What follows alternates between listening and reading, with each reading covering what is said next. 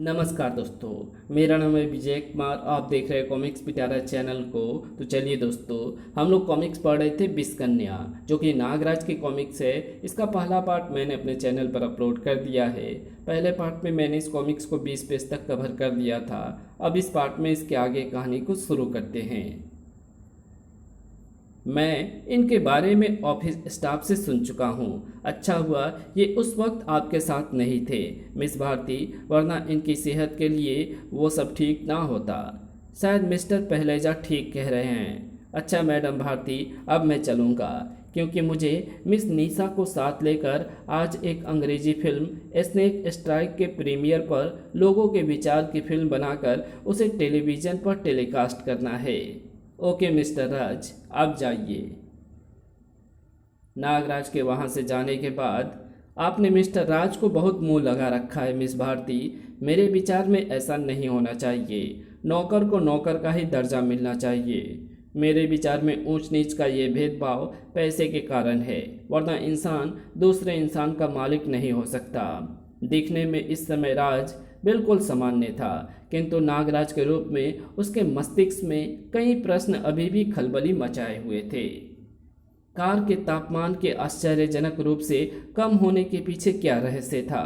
सैकड़ों सर्प सैनिक एकाएक कहाँ गायब हो गए?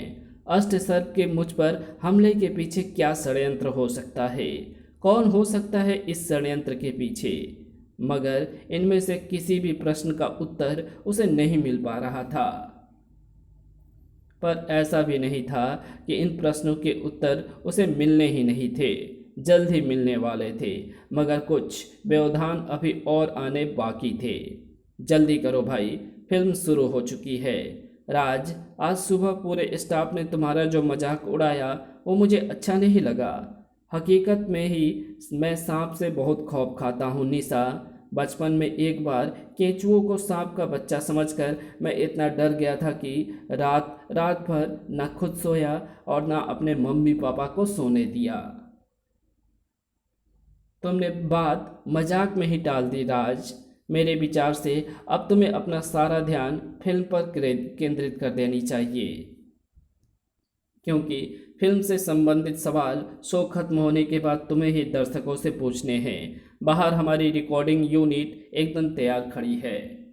राज, कैसा विचित्र प्राणी है मकड़ा सर्पी। मकड़े मानव और सर्प का मिला जुला रूप, और अब ये मेट्रोपोलिस की तबाही के लिए आगे बढ़ रहा है।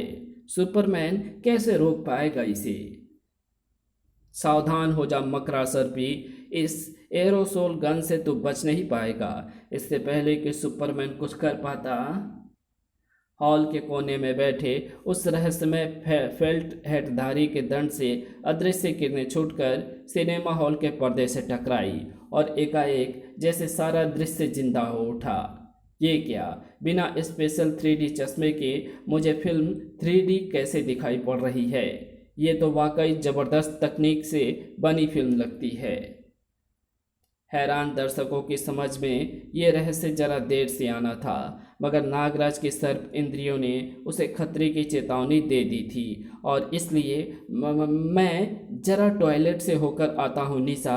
राज, ये मकड़ा सर्पी तो जल्द ही रहस्य रहस्य नहीं रहा। ये मकड़ा सर्पी तो जिंदा हो रहा है। भागो भागो या ना भागो मच्छड़ो, मकड़ा सर्पी को तुम लोगों में कोई दिलचस्पी नहीं है। मकड़ा सर्पी तो किसी और को ही ढूंढ तड़ आहा। नागराज, मुझे तेरा ही तो इंतजार था। मेरा इंतजार? ओह, सेन जिंदा होने का रहस्य मेरी समझ में आ गया। इसका निशाना मैं ही हूँ, यानी नागराज। अब तो देखेगा मकड़ा सर्पी का कहर नागराज। ओह, इसने मुझे ठीक वैसे ही चिपचिपे पदार्थ के धागों से जकड़ दिया है जिनसे मकड़ी अपना जाल बुनती है। कुछ लोगों को अपने शत्रुओं की प्रत्येक गतिविधियां का पता रखने का जुनून रहता है। निश्चित रूप से यहाँ भी मुझे कामयाबी मिलेगी। ये तलवार से मुझे काटने मेरी ओर बढ़ रहा है। यहाँ अगर मैंने इस पर अपनी नाग सेना का प्रयोग किया तो हो सकता है मेरे सर्प सैनिक इसे पकड़ लें, मगर इस तक पहुँचने के प्रयास में मेरे बहुत से नाग सैनिक इसकी तलवारों से कट सकते हैं। मुझे खुद ही कुछ करना होगा, यानी मकड़ी के इन जालों को काटना होगा, और ये काम बड़ी सफाई से कर सकते हैं मेरे नागफणी सर्प। खच! और बिल्कुल ठीक समय पर भी, अन्यथा मकड़ा सर्पी के दोनों तलवार मेरे किसी न किसी अंग को जरूर मेरे शरीर से अलग कर देती। साएं सट हा। अब सबसे पहले मैं मार्शल आर्ट के स्नेक स्टाइल का प्रयोग करते हुए इसके हाथों से ये धारदार शस्त्र गिराता हूँ। तड़ाक! मगर सिर्फ इसके शस्त्र गिराकर ही मैं इस पर काबू नहीं पा सकता, क्योंकि ये फिर मुझ पर वही चिपचिपे पदार्थ छोड़ रहा है, और इस बार इनकी मात्रा पहले से कुछ बहुत ज़्यादा है, और मुझे इनसे ना सिर्फ बचना होगा बल्कि छोड़ने होंगे कुछ सांप जो कि इसकी नाभि वाले क्षेत्र को जकड़ ले, क्योंकि वो चिपचिपे जाले वहीं से मुझ पर बरसा रहा है। नागफणी सर्पों का प्रयोग इस बार मुझे इसके जिस्म के टुकड़े करना है। मगर ये क्या, नागफणी इसे काट पाने में असमर्थ रहे हैं और एकाएक गायब भी हो रहे हैं। ओह, मेरे वे सब सैनिक भी गायब हो गए जिन्हें मैंने उसकी नाभि बांधे रखने के लिए छोड़ा था। नागराज, अब तेरा बुरा हाल करने वाला हूं मैं, मगर इसे खत्म करने के लिए अभी मेरे पास है मेरी विष फुंकार। फूं!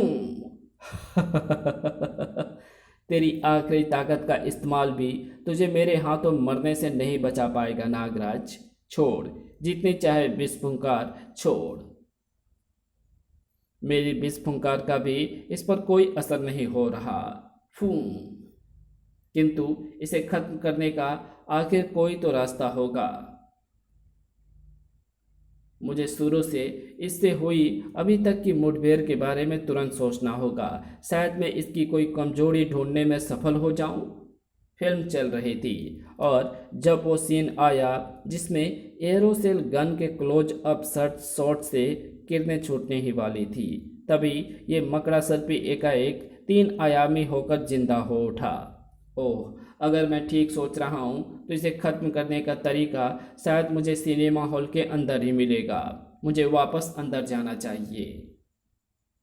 शैतान मकड़ा सर्पी मेरे अनुमान के मुताबिक मेरा पीछा करता हुआ उसी टूटे हुए रास्ते से हॉल के अंदर आ गया है जहाँ से वो बाहर निकला था। मेरा दूसरा अनुमान भी सही था। प्रोजेक्टर ऑन है लेकिन फिल्म रुकी हुई है और स्क्रीन पर वही सीन है जिस सीन से यह शैतान बाहर आया था, लेकिन इस सीन में एरोसेल गन भी थी और अब वो गन सीन से गायब है। मतलब एक ही हो सकता है, और ये कि मकड़ा सर्पी के साथ साथ वो गन भी जिंदा हो चुकी है, क्योंकि पूरा सीन ही एक साथ जिंदा हुआ होगा।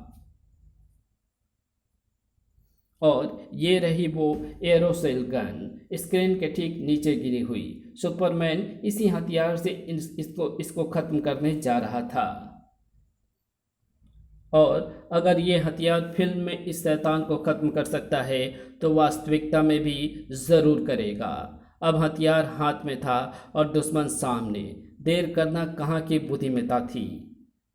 इस मकड़ा सर्पी के साथ ही सब कुछ खत्म हो जाना चाहिए। मेरा सोचना ठीक रहा। मकड़ा सर्पी और एरोसेल गन दोनों ही गायब हो गए और पर्दे पर फिर वही सीन उभर आया है। लेकिन इसको नागराज का दुर्भाग्य कहना होगा कि इस बार भी वहाँ छिपी हुई भयंकर नागिन उसकी निगाहों में आने से बच गई। कामयाबी। और उस साए के होठों पर थी एक बहुत ही कुटिलतापूर्ण सफलता की मुस्कान। इस हादसे से नागराज के जहन में खलबली मच गई। एक के बाद एक हुए अष्ट सर्प और मकड़ा सर्पी के हमले ने यह सिद्ध कर दिया कि इन दोनों घटनाओं का आपस में संबंध जरूर है, और अगर ऐसा है तो निश्चित रूप से ही उन दोनों घटनाओं के पीछे किसी एक ही व्यक्ति का दिमाग है, और ऐसे किसी भी व्यक्ति को मुझे अपना दुश्मन समझ लेना चाहिए। किंतु फिलहाल मेरा वो दुश्मन अपने दोनों मोर्चों पर मुझे मात देने में सफल हो गया है, तो वो ऐसे ही तीसरी चेष्टा भी अवश्य करेगा, मगर इस बार शायद वो मुझ तक ना पहुँचे, बल्कि हो सकता है कि मैं उस तक पहुँचूँ। राज, ओफ राज, तुम कहाँ चले गए थे?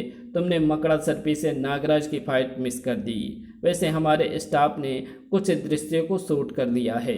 मैं टॉयलेट से निकला तो मकड़ा सर्पी को देखकर वापस टॉयलेट में घुस गया था और सिनेमा हॉल से कुछ ही दूरी, कुछ ही गज के फासले पर वो रहस्यमय फेल्ट हेडधारी एक अजीब हरकत करने वाला था। ए भैया, सामने से हटो, मुझे कूड़ा गटर में गिराना है।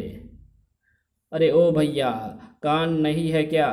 तो फिर कोट का कॉलर हटाओ ताकि मेरी आवाज़ तुम तक पहुंच जाए। मुझे कूड़ा गटर में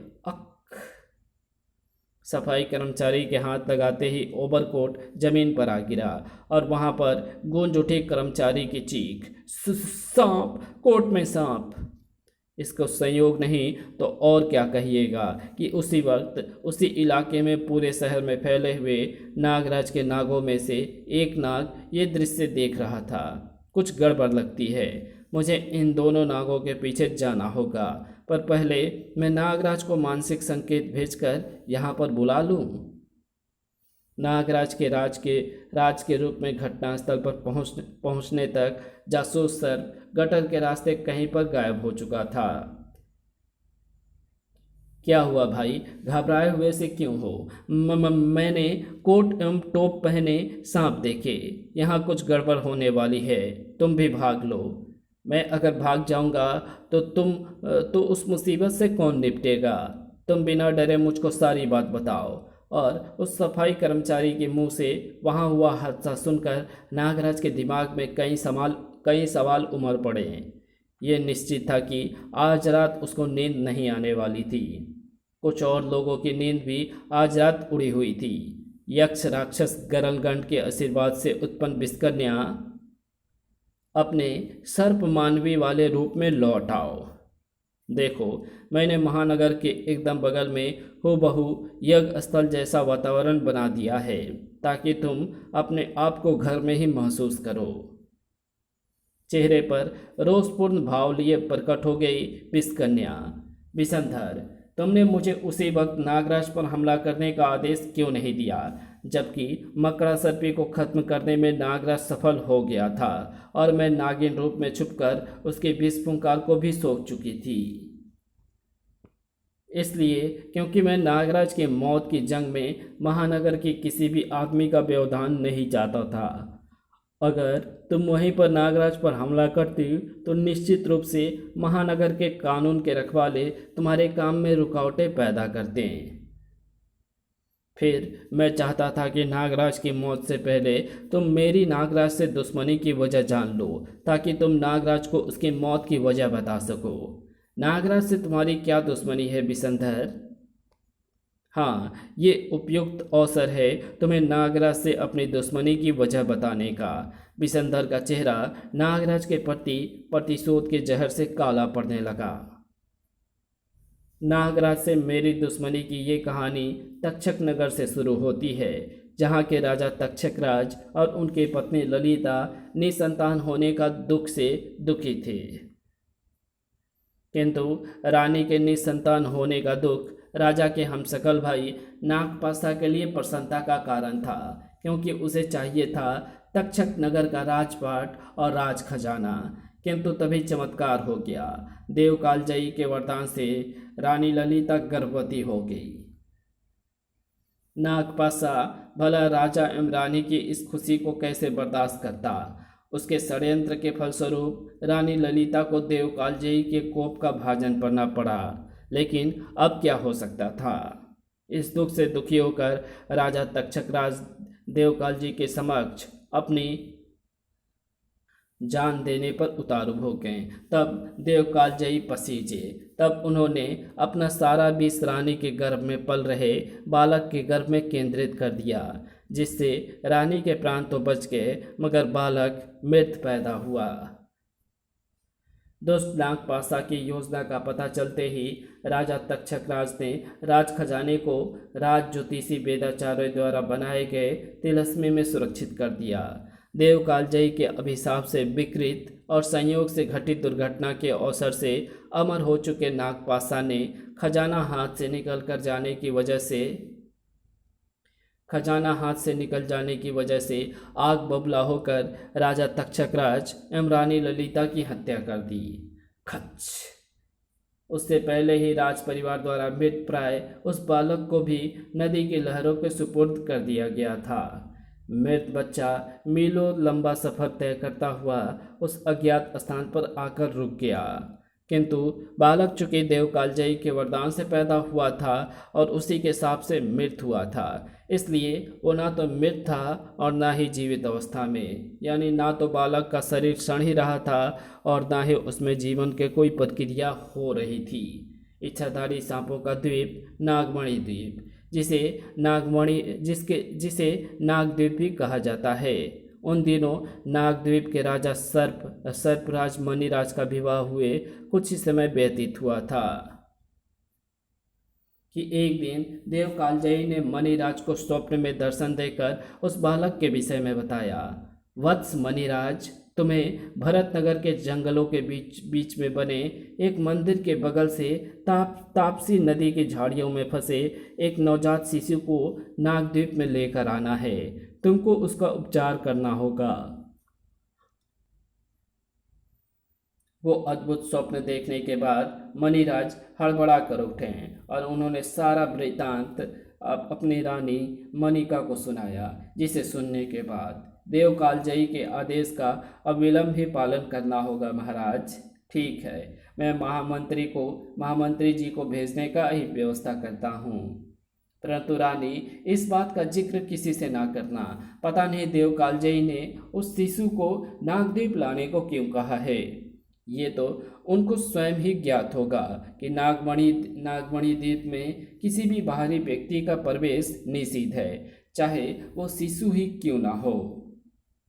अगर ये देव कालजयी का आदेश है तो साधारण बालक नहीं हो सकता। उसे जरूर देव कालजयी ने हमको वरदान के रूप में भेजा है, क्योंकि अब तक हमारी भी कोई संतान नहीं है। परंतु इस बात से मैं सहमत हूँ कि इस बात को फिलहाल अत्यंत गुप्त रखना ही उचित है। काश महात्मा कालदूत इस समय समाधि में लीन न होते। इस समय तो उनसे इस विषय पर विचार विमर्श करना भी संभव नहीं है।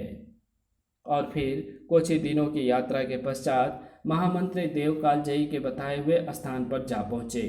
ओह, ये तो मृत लग रहा है और ना ही सांस चल रही है और ना ही दिल की धड़कन।